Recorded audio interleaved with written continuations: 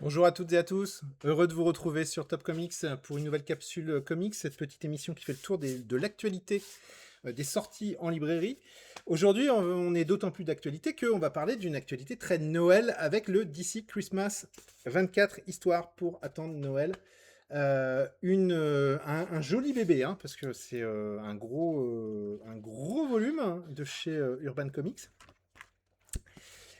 On va y revenir. D'abord, petite précision, avant de revenir sur les épisodes et les épisodes qui m'ont bien plu. C'est un album, je crois bien, si je ne dis pas de bêtises, c'est une création française, parce que vous ne pouvez pas le trouver en version américaine. C'est-à-dire que c'est une vraie création originale française, en tout cas je pense que c'est français. Alors, ils ont mis les petits plats dans les grands, vous avez vu, vous le voyez très bien à la caméra, couverture avec une dorure, un dos, un très joli dos qui fait très livre de Noël, très classique. Hein, vous savez, le genre de livre que vous pourriez trouver sur une vieille bibliothèque dans une chambre. Et puis, une quatrième de couve, dans le ton, évidemment, de... moi, je trouve ça très joli. Et puis, alors, petite cerise sur le gâteau, la tranche, qui est couleur verte, qui est couleur vert sapin, vous voyez. Donc, ça fait un bel objet, hein. Enfin, c'est vraiment très joli. Puis, il est bien épais, il se prend bien en main, enfin, voilà. Quand on l'ouvre, petit plaisir, on a droit à un ex-libris. Bon, c'est pas extraordinaire, mais c'est dans le ton de. C'est évidemment dans le ton du moment. Et puis, alors, quand je vous dis que c'est une création originale, moi je trouve qu'ils ont vraiment bien fait ça, parce que le graphiste qui a travaillé là chez Urban, il a bien bossé, parce que je trouve vraiment c'est très très très joli en termes de présentation. Vraiment, il y a du boulot, quoi. Enfin, moi, je trouve que j'ai été enchanté de découvrir l'objet. L'objet en lui-même est déjà un plaisir à découvrir. Puis, vous voyez, chaque épisode est précédé de sa petite, de son petit, ouais, son infographie, pas son infographie, mais de son design comme ça. C'est chouette, quoi. Enfin, moi, j'aime bien avoir un. Enfin, j'ai l'impression d'être choyé par Urban Comics. Donc, première impression, très très bonne. Ensuite, bah, c'est quoi le concept de cet album? Cet album, bah, tout est résumé sur la couve. 24 histoires, j'y arriverai décidément jamais. Non, c'est là. 24 histoires pour attendre Noël. C'est exactement ça. C'est une espèce de calendrier de l'Avent, de livre calendrier de l'Avent, où eh bien, vous pouvez, jour après jour, au mois de décembre, attendre Noël en lisant une histoire par jour si vous le voulez. Autre manière d'expliquer le concept de l'album, c'est on réunit les principales histoires de Noël de chez DC Comics, sachant que évidemment DC Comics a pendant très longtemps et continue encore aujourd'hui à mettre en avant les fêtes de fin d'année et les valeurs de Noël, la famille, la paix dans le monde, etc., etc.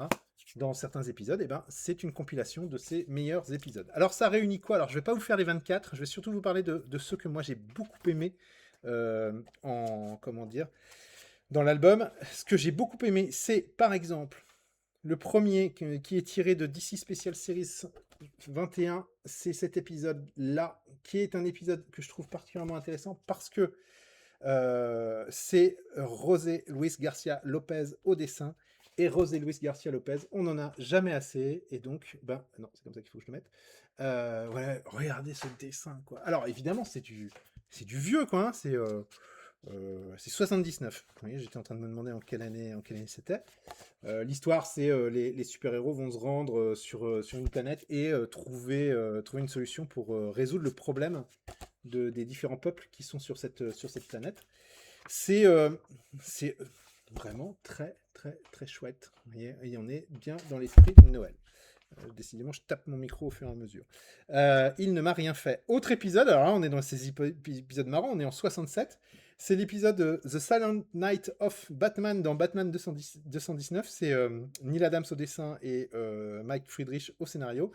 En gros, c'est le commissaire Gordon qui dit à Batman: ouais, bon, allez, c'est bon, c'est Noël, vous pouvez éviter de patrouiller dans les rues, venez chanter avec nous. Donc, vous avez Batman, sans deck, qui chante avec, les agents de police au commissariat. Et pendant ce temps-là, bah, il y a différentes actions criminelles qui se mettent en route. Mais et puis en fait, bah non, elles iront pas jusqu'au bout. C'est-à-dire que vous voyez par exemple ce type-là, il manque de commettre un crime, puis finalement il y renonce après avoir vu comment dire, un mannequin à l'effigie de Batman.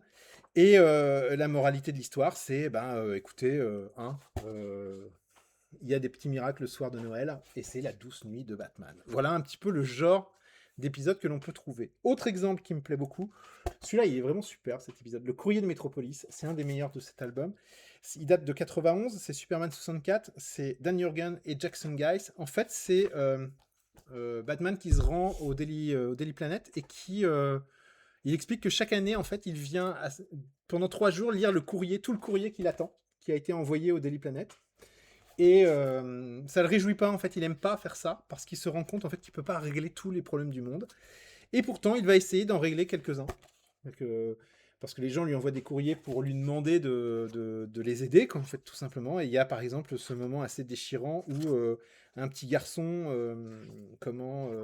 lui demande de sauver son père, et Superman, non, il peut rien faire. Donc, le gamin, il est pas spécialement ravi de voir Superman échouer, entre guillemets.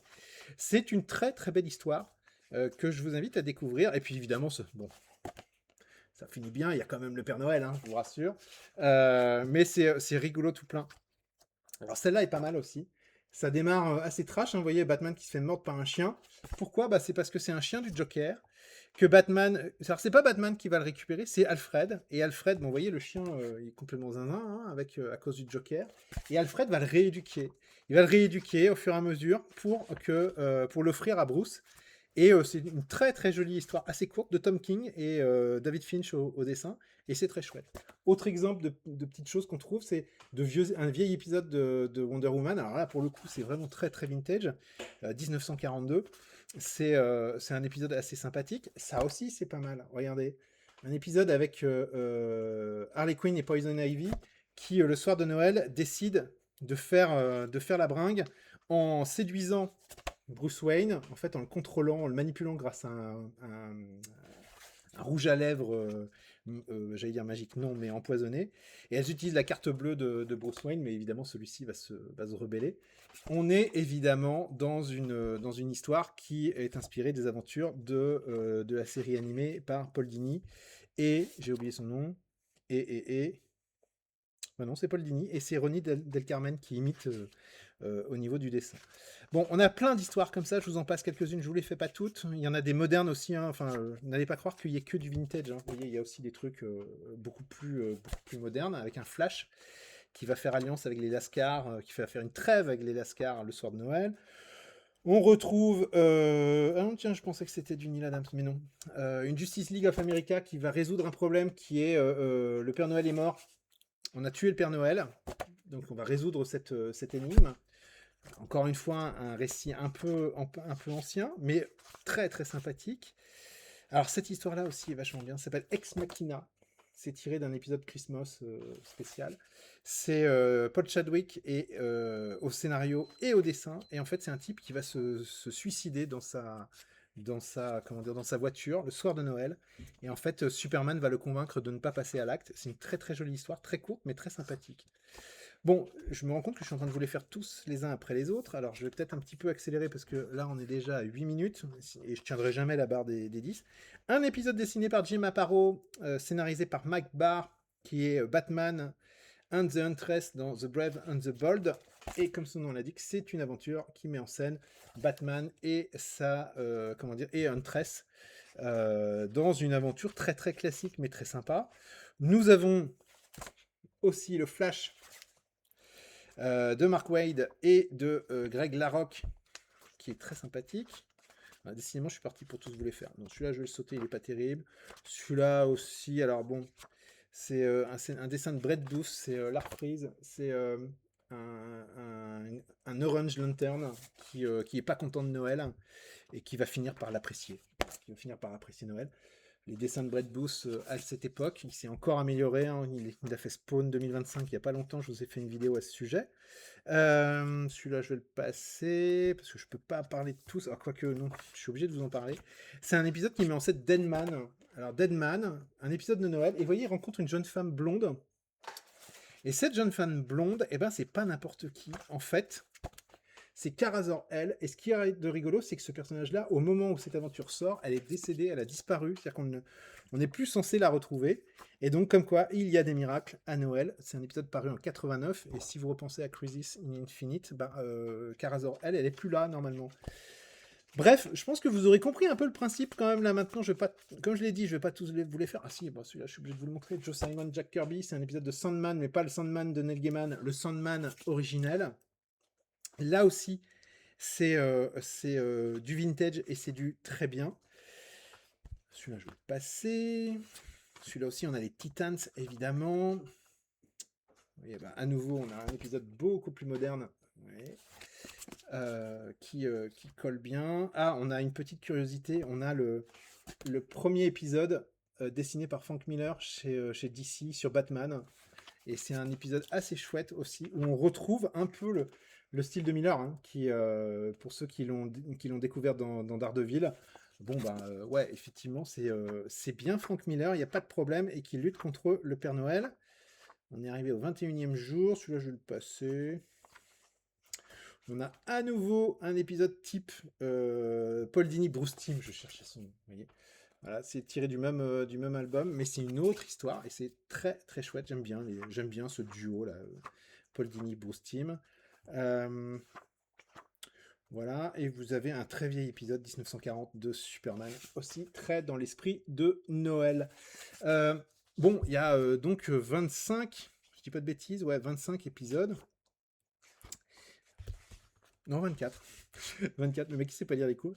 24 épisodes, on a une petite conclusion signée Jean-Marc Lenné qui est très très bien aussi, qui revient sur cette habitude chez DC Comics de publier ce type d'épisode, puis ça se termine par des couvertures originelles. Voilà. Bon, alors, on parle du truc qui fâche, parce que ça c'est très bien. Sauf que c'est quand même 50 balles, quoi. Donc c'est le seul point négatif de ce bouquin, c'est qu'il coûte quand même un petit peu d'argent. Alors il coûte un peu d'argent, 50 €, mais ça les vaut parce que c'est un très très beau livre, c'est un très bel objet, ce sont de très chouettes histoires.